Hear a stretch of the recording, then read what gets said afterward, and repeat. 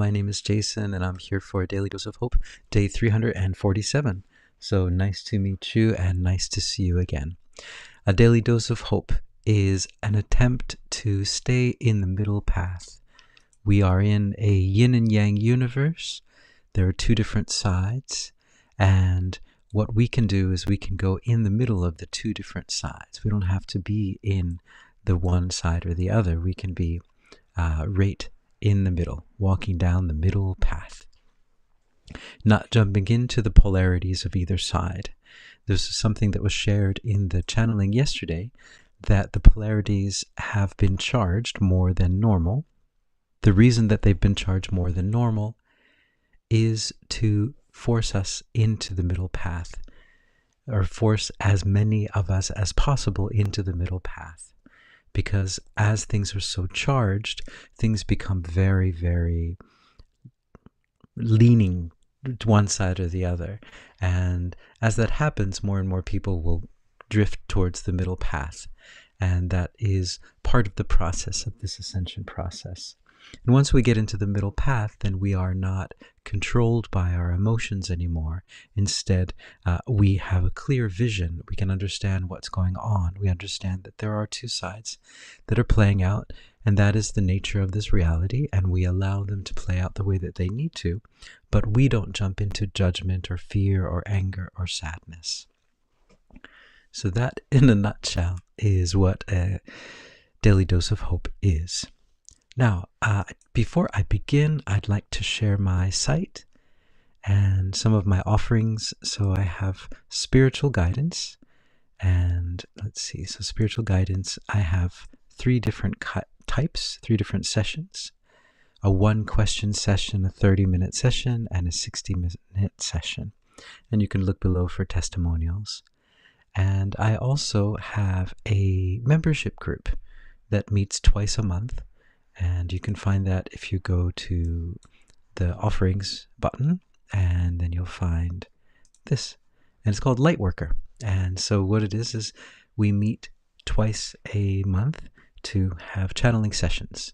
So people bring their questions, and then I will channel the answers. And it's a nice little kind of family atmosphere. In addition to these channelings, you also get access to all of the archives. We have over 50 hours of archived channeling footage, and we also have the transcripts. In addition to sound baths, we have over 30 sound baths. So if you are interested, please check it out. The link will be below. Now today I don't have anything special to talk about, except for before I came on, I had some of this. This is something that I've been really into recently. It's called it's a Japanese, yeah, you can read it here, Ryukakusang. And it's just an herbal remedy that it's been in Japan for a long, long time. It's basically Chinese medicine, but it's called Japanese medicine. And it is for your throat, and it's very interesting. So it's just powder. So if you look inside, it's just like a powder like this. So you just take a little bit of the powder and you put it in your mouth, under your tongue, or on your tongue, and then you let it dissolve. And the flavor is it's a very Chinese medicine flavor, and that's why I like it. I think, like most Americans, we like Chinese medicine flavor because it reminds us of licorice and things like that. But this stuff works really well. I've been using it a lot whenever I feel a little bit like something's coming over me or something like that. And it works really well. It's got some interesting ingredients: powdered platycodon root, apricot kernel, senega, and glycyrrhiza, whatever the heck that is, and some other stuff. But I recommend it if you can find it in the countries. I don't know if they sell outside of Japan, but it's very cool stuff. It looks a bit shady though, like if people don't know what it is, because it's just like this powder that you're kind of putting in your mouth, and so people are like, what the heck is he doing? I was worried when I was traveling to America, like with customs would stop me for it or something. But yeah, I mean, it's nothing. It's just Chinese medicine. But anyway, so that's what I wanted to share today. Oh, hey, Michael. Hello. So I had a a dark afternoon of the soul, as we do. I seem to have many dark afternoons of the soul, dark nights of the soul, dark mornings of the soul. But I went off to my normal channeling space, which is between it's cherry blossom season, so it's just between these two cherry blossoms and these rice fields, and got a nice long pep talk from my guides, which is nice. So I really recommend everyone, if you haven't yet already, to try to get in contact with your guides, as it is so helpful in those times when you're having, dark nights of the soul and stuff like that. It's really, really helpful to talk with your guides and to get some clarity about what's going on, And but I think it's kind of clarified a bit more. Nothing is resolved, but things are clarified, I think, in my mind. And I think sometimes that's what the first step is. But one of the things that they shared, I'll share some of the stuff that they shared with me, is that the things we're seeing a lot of change on our planet at the moment, and but that is just the tip of the iceberg. The change, all of the change that's happening in the physical realm, is a representation of all of the things that have happened on the spiritual realm. So the change is happening because we asked for it. Enough of us are on a path of love and a path of light, that the universe is responding to that, and so that's what's happening. And so this transition period that we're in is just a reflection of the energy that we are. Another thing they shared is, so I'm really embarrassed about my Japanese pronunciation, my broken Japanese, and so I was doing some channeling with it, but every time I listen to it, my voice, I'm like, oof. So I was looking into using my computer to do voiceover things, and I made one, but I'm not sure if it's okay or not. And my guides were saying, no, it's got to be your voice. Your broken Japanese is so. Your faults are what allow people to get close to you. And I thought that was a really nice thing that they had said. The things that you think of, your flaws, the things that we think of are our flaws, are actually the things that will bring us closer to people. And we always try so hard to be so perfect and to be flawless, right? But our flaws are the diamonds. Our flaws are the things that will open people up to you, because they see that you're not perfect, and so they see a flaw, and then that's wonderful. And so there's an acceptance there. There's an opening for love to get in. And I think, let's see, Zacharak, you did you made a comment on the video. It was a Leonard Cohen quote, and now I'm trying to pull it up again. Hold on a second. And I think it's such a cool quote, and it's very similar. There's a crack in everything, and that's where the light gets in. So another Leonard Cohen quote. There's a crack in everything, and that's where the light gets in. So yeah, thanks for that. It's so true. So I'm going to go into a channeling, and I'm going to ask about today. Here we are, April 5th. And do they have anything to say about today, or anything to say about what's going on in the world? So what do we need to know at this moment?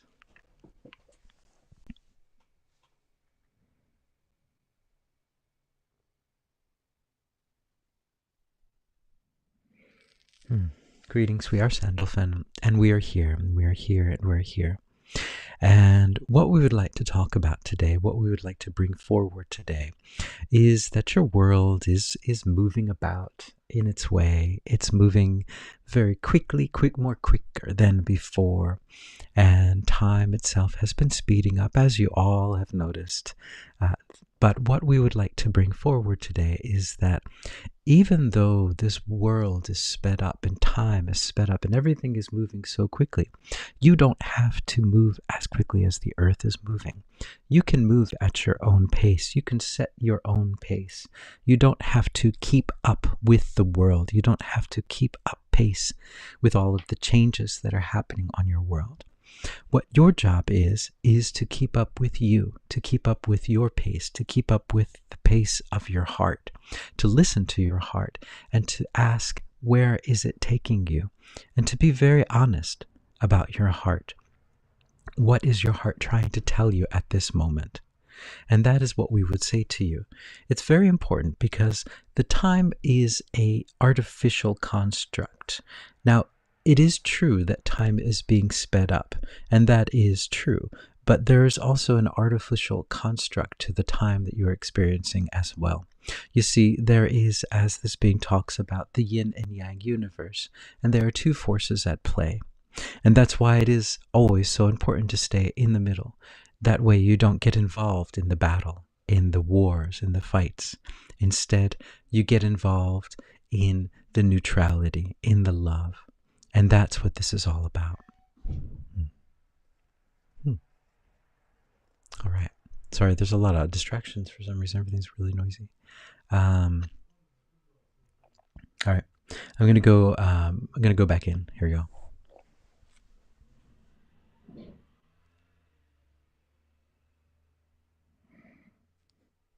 Yeah, we're back. Yes, so time itself on your planet is moving very quickly, and you don't have to keep up with it, as there are two time constructs that are happening on your planet at this moment. There are more, but overall, there are two time constructs that are happening. There is the one on one side and the one on the other side of the polarity, and both of them are vying for your attention. But what we would say is the most important time construct is your own, the one in the middle path, the one that you are walking down, the one that your heart is guiding you towards. That is the true time construct. And when we say this, we mean for all of you to march to your own drummer, march to the beat of your own heart. You don't have to march to the beat of these polarized time frames. March to your own, and you will see that they will match up in time. In time, all time will be synchronized, and you will find that will happen. But at the moment, this is not the time for synchronizing your watch with the rest of the polarities. This is the time to synchronize your watch with your heart's clock and to follow your heart's path.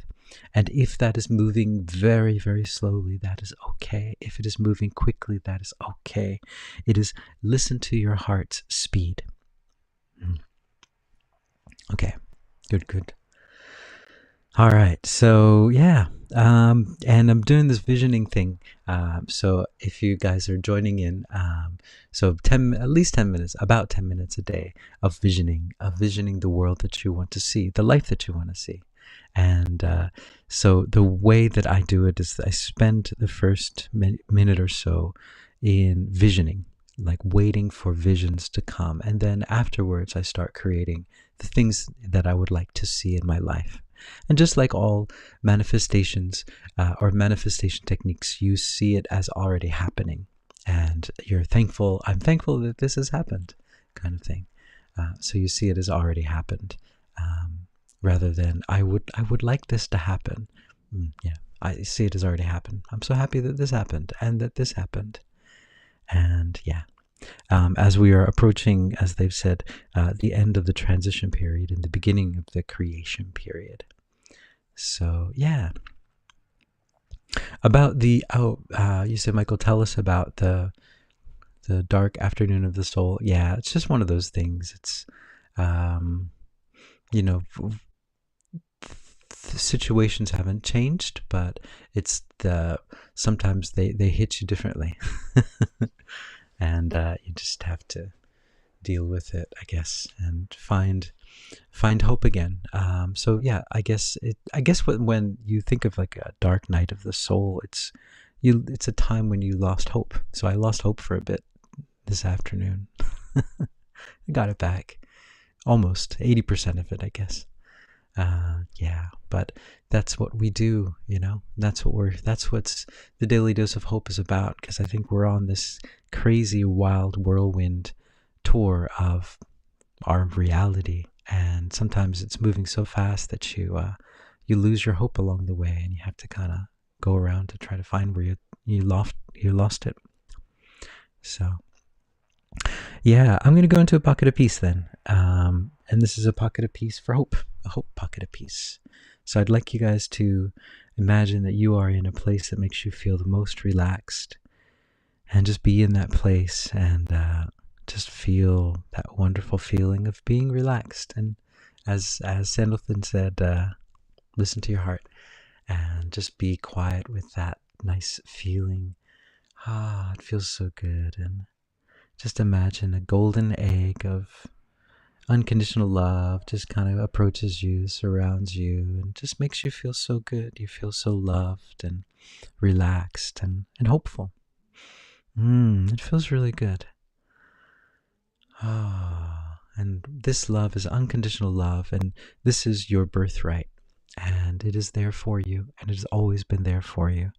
And this love caresses your body, caresses your mind, caresses your soul, and all the fear and sadness and anger and hopelessness is gone. You're just loved, and there's nothing to worry about. There's nothing to regret. You are in the place that you need to be. And this love starts to expand throughout your body, and then it goes out into the space that you're in, and then it goes out throughout the windows, through all of the highways, byways, riverways, frequency waves, cloud waves, ocean waves, river waves, subways. It's everywhere. It travels throughout the mass consciousness at the speed of love, which is the fastest and the only speed available. It's instantaneous, if there was such a thing as an instant. It's faster than that. And it travels throughout the mass consciousness, and everyone just stops what they're doing. They say, "Oh, I feel it. That felt kind of good. It was like a gentle breeze. It's like someone just kind of tapped me on the shoulder, or just gave me a hug, or put their arm on my shoulder. Ah, that felt really good. Wow, I feel really good now. All that stuff, all that fear and sadness and anger, and all that hopelessness is gone. It's just replaced with love. I feel loved."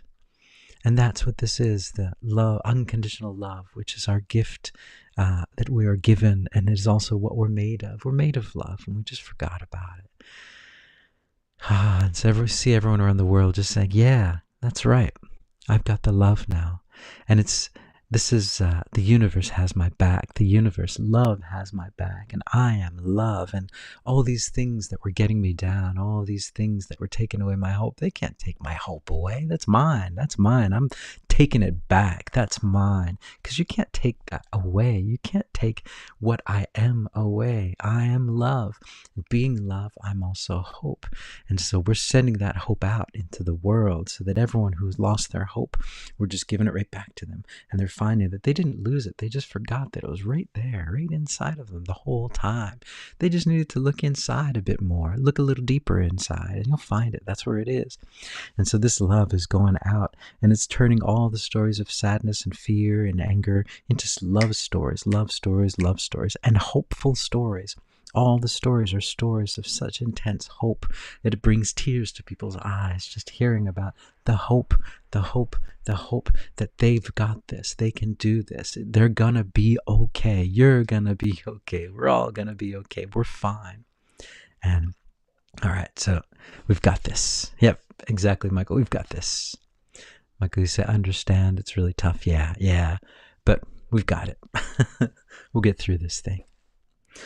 Yeah, I mean, one of the things, the big thing that for me, and maybe this would be helpful to you guys as well, I'm not sure, but for me, my life kind of changed back in like 2020. Everything kind of shifted, and it was very quickly. Things just shifted, and were completely different, more different than they ever were.